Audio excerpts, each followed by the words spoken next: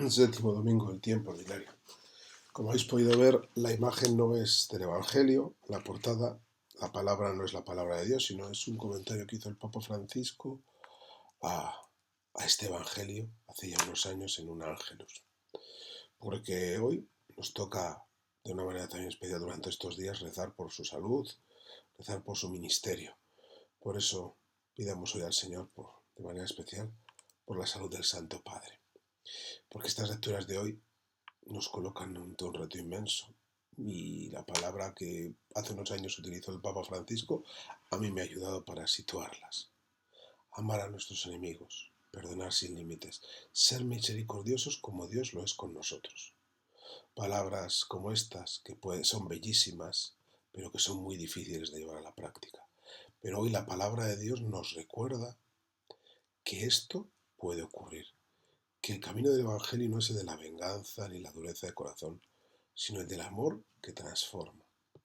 La primera lectura vemos a David, que encarna la misericordia. Tiene la posibilidad de eliminar a Saúl, que le persigue. Saúl ha intentado varias veces matarlo, y ahora David tiene esa oportunidad de vengarse, pero en realidad no lo hace. ¿Por qué? Porque reconoce que Saúl es el ungido del Señor.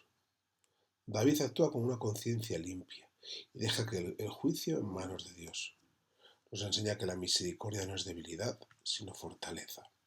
En nuestra vida cotidiana quizás no tengamos enemigos como Saúl, pero podemos encontrarnos personas que nos han hecho daño, que han hablado mal de nosotros, que nos han tratado injustamente. ¿Cómo respondemos? ¿Con la misma actitud de David o con resentimiento? Cristo, el hombre nuevo que nos transforma, según San Pablo, nos muestra el camino.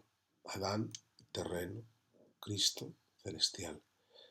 Nacimos con la marca de Adán en nuestras debilidades y en nuestro pecado, pero estamos llamados a parecernos a Cristo, que vino a enseñarnos el amor sin límites. Cristo nos muestra un amor que no responde al odio con odio, sino con un perdón, un amor que no se basa en lo que los demás hacen por nosotros, sino en el deseo de dar.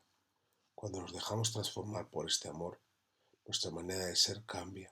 Aprendemos a perdonar, a bendecir en lugar de maldecir, a dar sin esperar nada a cambio. Porque dice el Evangelio: amad a vuestros enemigos. Y nos presenta unos pasajes del Evangelio de Lucas muy exigentes. Amad a vuestros enemigos, haced el bien a los que os odian. No juzguéis y no seréis juzgados. Sed misericordiosos como vuestro Padre es misericordioso. Es un mensaje revolucionario. En un mundo donde a menudo se responde con violencia a la violencia, donde se busca la revancha, Jesús nos propone un camino radicalmente distinto: la misericordia, el perdón y la generosidad. Y esto es posible, pero no solo con nuestras fuerzas. Tenemos que amarrarnos a la gracia de Dios. La misericordia no es un sentimiento espontáneo, sino es una decisión. Amar a quien nos aman es fácil, pero ser discípulos de Cristo implica dar un paso más. Amar incluso cuando no somos correspondidos. ¿Y cómo vivirlo en lo concreto? Aprendiendo a perdonar de corazón. En nuestra vida puede haber personas con las que tengamos que estar pendientes. No porque lo merezca le vamos a perdonar, sino porque somos llamados a ser perdonados por Dios y a perdonar como nos ha perdonado Dios. Amar, aunque nos resulte difícil, en nuestras familias, en el trabajo, en la comunidad, siempre hay personas que nos cuestan. ¿Cómo las tratamos? Siendo generosos, sin esperar recompensa. Jesús nos invita a dar, a compartir, a ayudar sin calcular qué vamos a recibir a cambio. Dios ha sido infinitamente misericordioso con nosotros. Nos ha perdonado, nos ha bendecido, nos ha amado sin condiciones y nos llama a hacer lo mismo. Que en esta Eucaristía pidamos al Señor que nos transforme por dentro, para que su amor y su misericordia marquen nuestras vidas y nuestras relaciones, para construir un mundo más humano y más cristiano.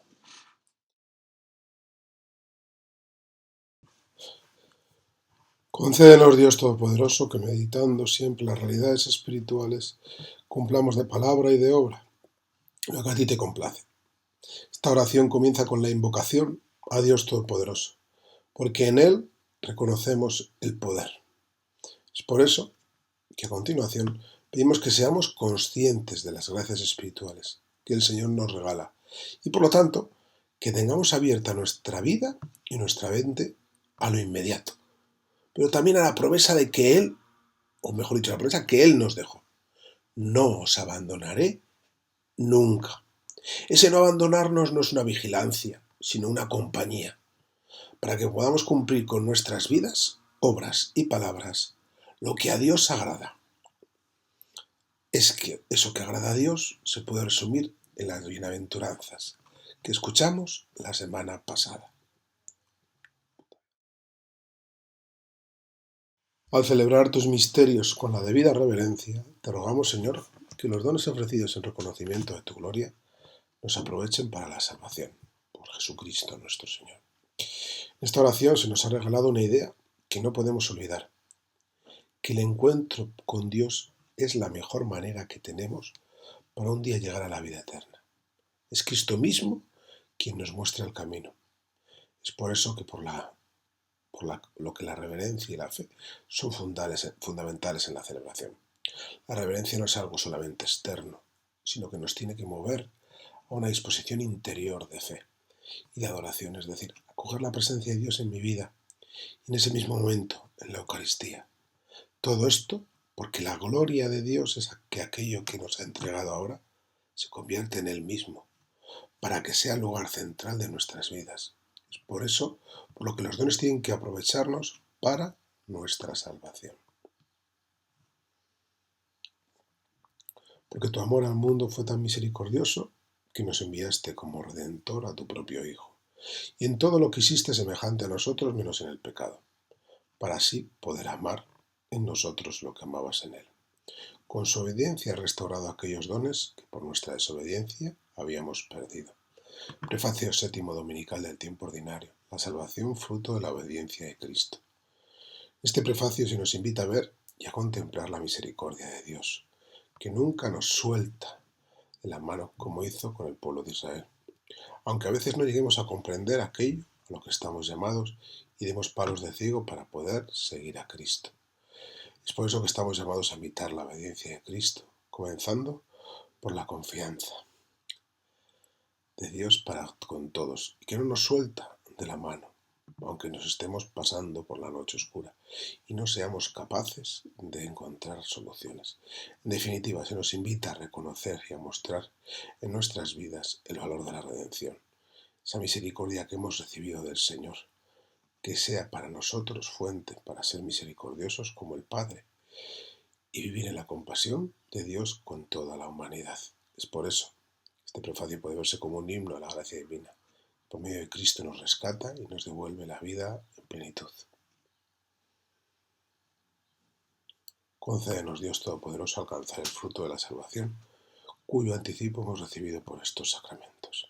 Al finalizar esta Eucaristía reconocemos en esta oración que lo que acabamos de recibir es un alimento que nos fortalece en nuestro camino de salvación. También una llamada a vivir con esperanza, de manera especial en este año que vivimos el Jubileo de la Esperanza, porque sabemos que hemos recibido un anticipo de lo que viviremos en plenitud en el cielo. Todo esto nos llama a ser perseverantes en la escucha de la palabra de Dios, en la fe y en las obras que encarnan esa fe y esa escucha creyente de la palabra. Este es el único camino que tenemos para perseverar y que Dios lleve a plenitud la obra que en nosotros ha comenzado.